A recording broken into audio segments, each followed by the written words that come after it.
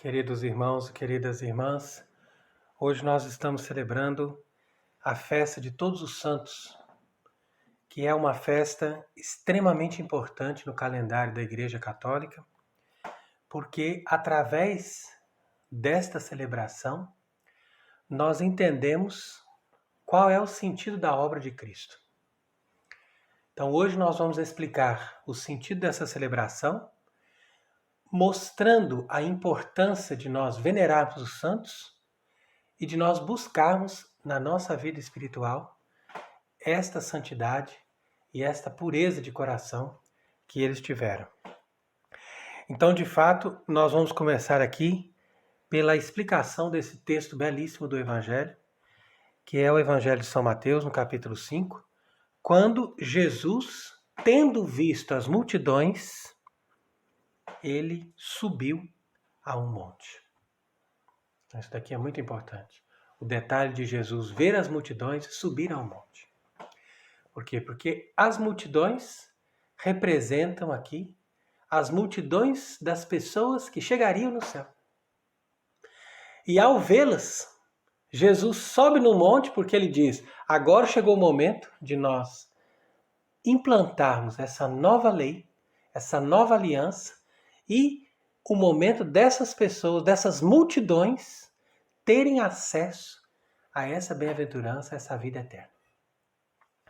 Então é aqui que começa a beleza desse evangelho, na medida em que nós entendemos que Jesus Cristo subindo no monte representa o novo Moisés, que subiu naquela montanha, não para nos dar uma lei em tábuas de pedra, um código moral, mas para nos dar uma proclamação das bem-aventuranças, ou seja, uma proclamação da nossa felicidade em Deus. Então é muito interessante você reparar a diferença do Antigo e do Novo Testamento. O Antigo Testamento nos guiava através de uma lei. E o Novo Testamento nos dá a referência do amor de Cristo. E a partir dali, nós que estamos seduzidos por esse amor e que estamos totalmente revestidos do seu Espírito, nós vamos participar da sua vida. Portanto, nós somos felizes. E é isso que Jesus vai dizer. Ele não vai nos dar 10 mandamentos, mas vai nos dar 8 bem-aventuranças. Então, quando nós lemos ali, dizendo que são bem-aventurados os pobres de espírito, são bem-aventurados os mansos, ou são bem-aventurados os que têm fome e sede de justiça, os que choram, os misericordiosos, os puros de coração, os pacíficos e mesmo os perseguidos por causa da justiça.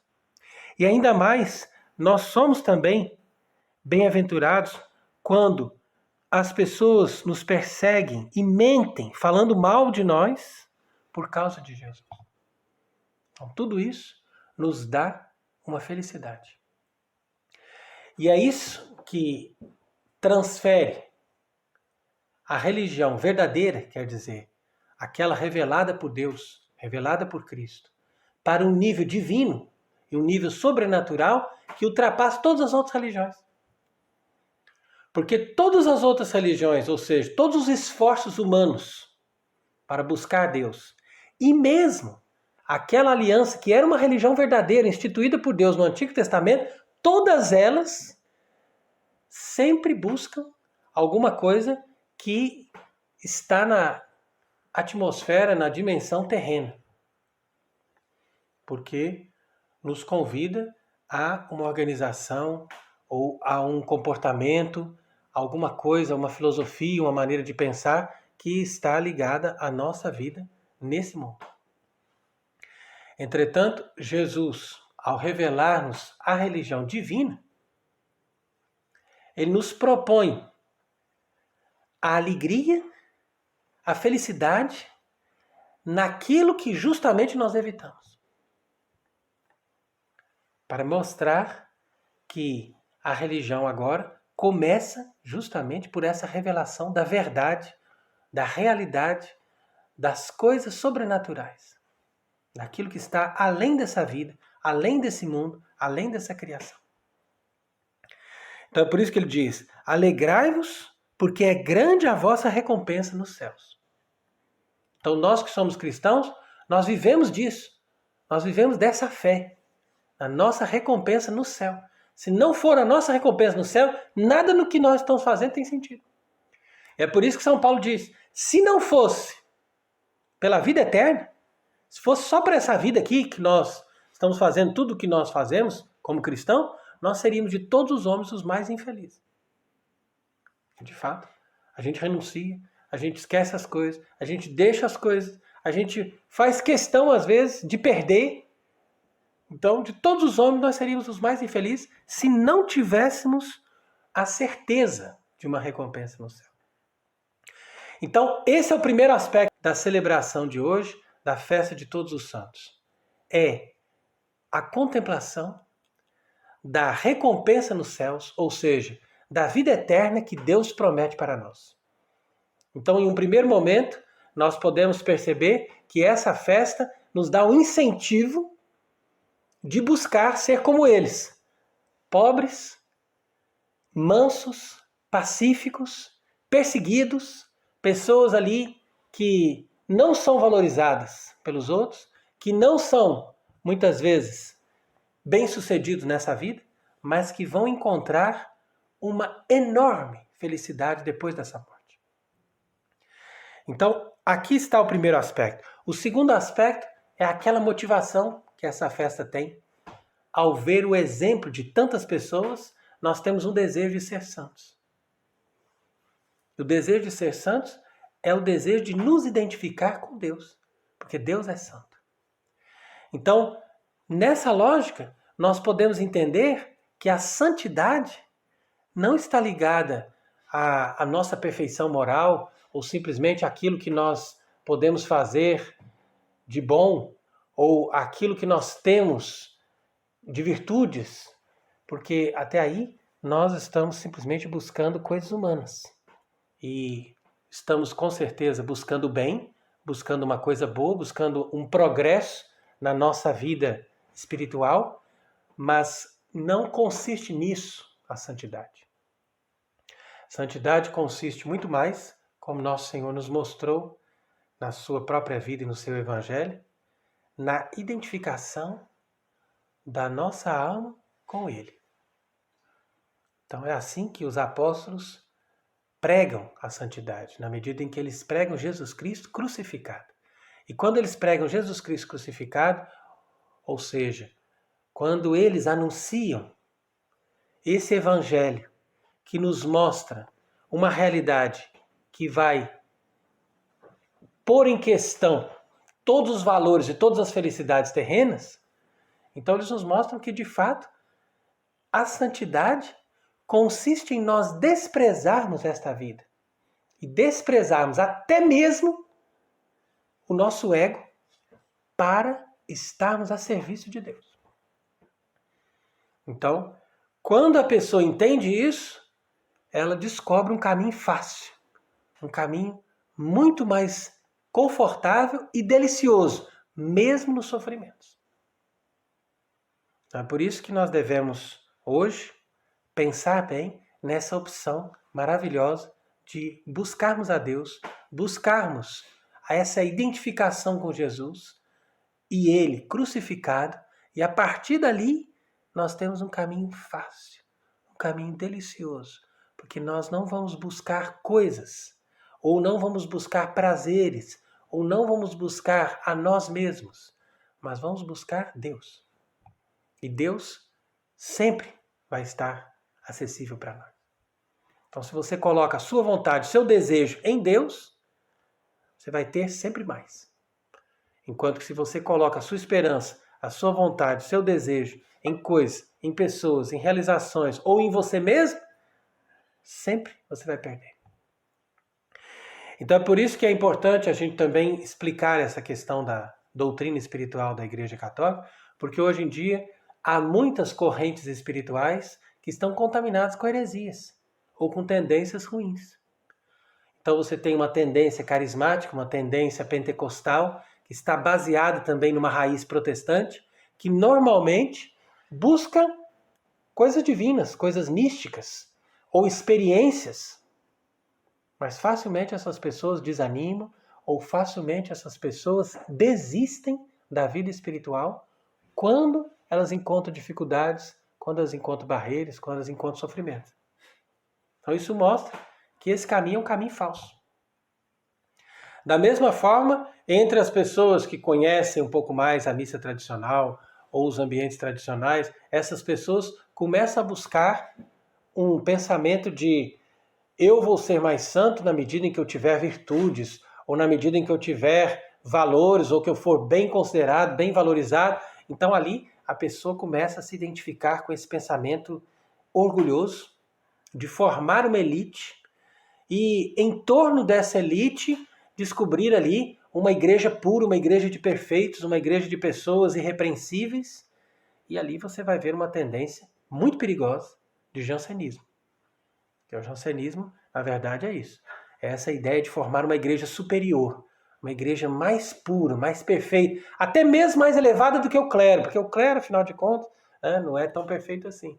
Então, esse perigo de buscar uma religião de orgulho, uma religião de satisfação pessoal, mesmo que seja nas coisas espirituais, isso também, ao invés de nos aproximar de Deus, nos afasta da santidade. Então é por isso que nós devemos entender que para ser santo nós devemos nos santificar. E santificar-se é se aproximar de Deus que é santo.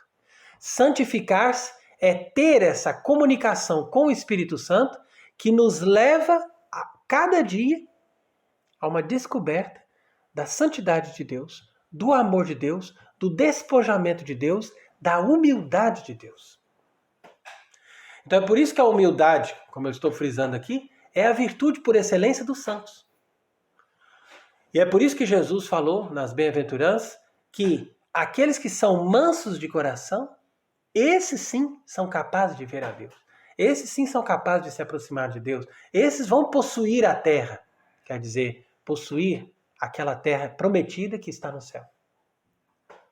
Porque essa mansidão ou essa humildade consiste num despojamento, não só dos seus gostos ou dos seus sonhos, mas até mesmo da sua própria vontade. E uma submissão total a Deus, a ponto de se colocar totalmente a serviço de Deus e de se alegrar com tudo que alegra a Deus, mesmo que isso nos cause dificuldade e sofrimento.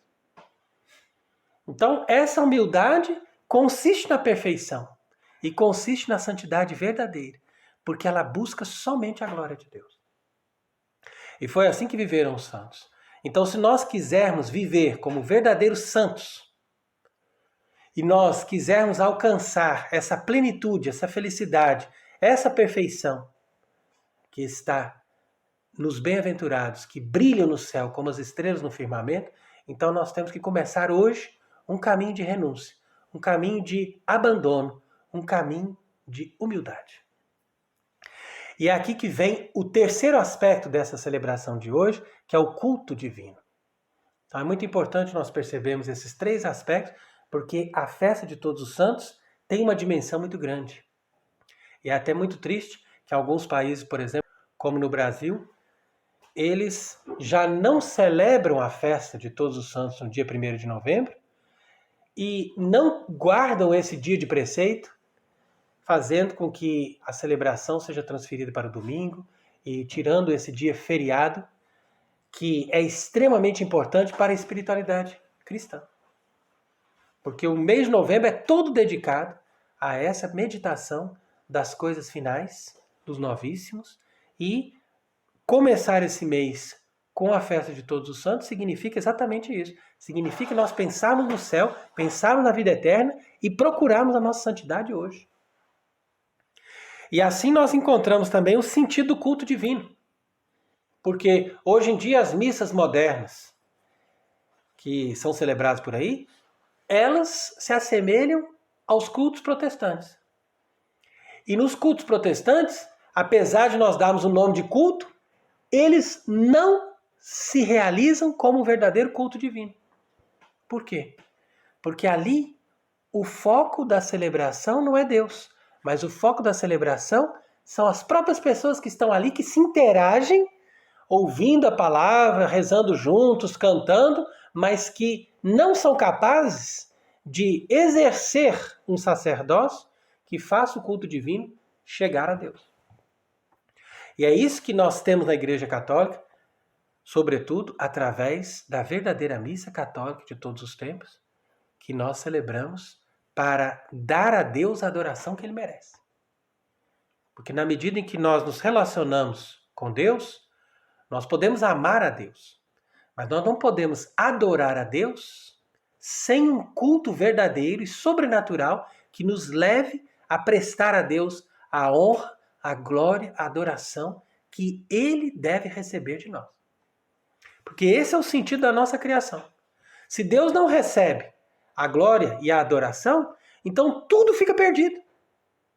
Todas as coisas foram criadas para isso.